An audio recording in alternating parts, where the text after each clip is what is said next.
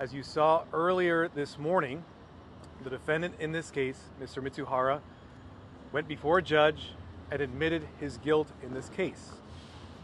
As we told all of you a couple months ago, this case was thoroughly investigated, thoroughly vetted, and we came to the conclusion, based on the evidence, that Mr. Mizuhara had committed a massive fraud, and that fraud was committed against the one victim in this case, who is Shohei Ohtani. In fact, after we announced the charges, we only discovered more fraud in this case. We discovered Mr. Mizuhara had victimized Mr. Ohtani to the extent that he wouldn't even pay for dental fees.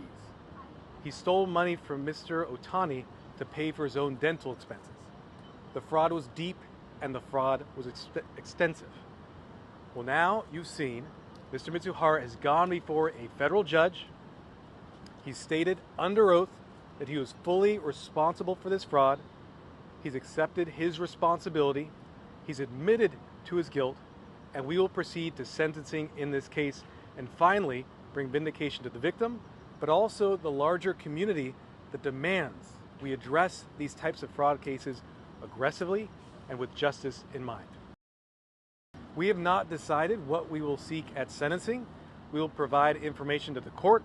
As many of you know, the court is ultimately responsible for the sentence in this case, but we will provide full information to the court so it can make a reasoned decision. 30 years in theory, based on what he's pled to.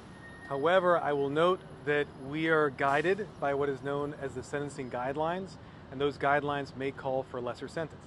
That being said, based on the extent of the conduct here, the sentence would likely be one that calls for incarceration.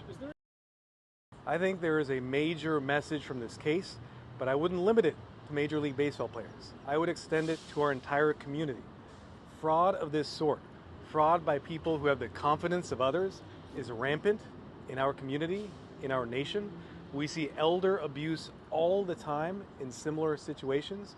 We see all kinds of people being abused by lawyers, people who have their trust and confidence, and everyone needs to be aware. They should be suspicious. They should take precautions when they have others managing their money and managing their affairs. I can't comment on what MLB will do, but I will say, because of this rampant fraud, my office has established something known as the Vulnerable Victims Task Force. That is tasked with looking at fraud against older adults, against immigrant groups. I will say Mr. Ohtani is an immigrant, came to this country, is not familiar with the ways of this country, and therefore was easily prey to someone who is more familiar with our financial systems and was able to take advantage of Mr. Ohtani.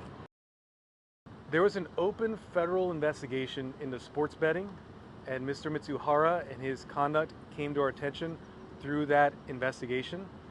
I will say, in terms of the speed of the investigation, we try to move quickly in investigations in general. You'll see many of our cases have moved quite swiftly. Based on the conduct he has pleaded guilty to, he faces significant immigration consequences. I will not get into predictions of what will ultimately happen, but he certainly faces a risk of deportation back to Japan and having to leave this country and go to Japan.